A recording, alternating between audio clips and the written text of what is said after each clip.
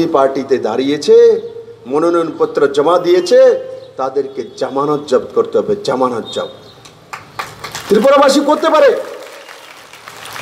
যদি শূন্য থেকে সরকার তৈরি করতে পারে, জামানত জব্দ কেন করতে পারবে না?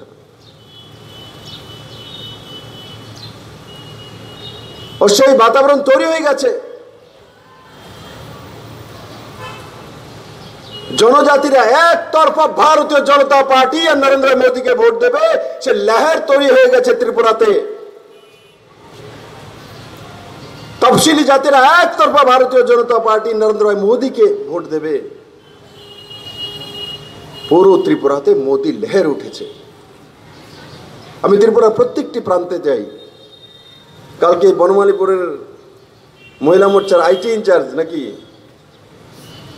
কোন দায়িত্বে আছে, ও দেখি বিলুনিয়াতে নাচতেছে। কাল বিলুনিয়া থে না, হ্যাঁ, উপর থেকে দেখছি বিলুনিয়াতে জনসমুদ্র চলছে রোড শোতে, দেখি সেও সামনে। আমি তো মেরে বনমালীপুরের, ও পুরো রাজ্য ঘুরতেছে।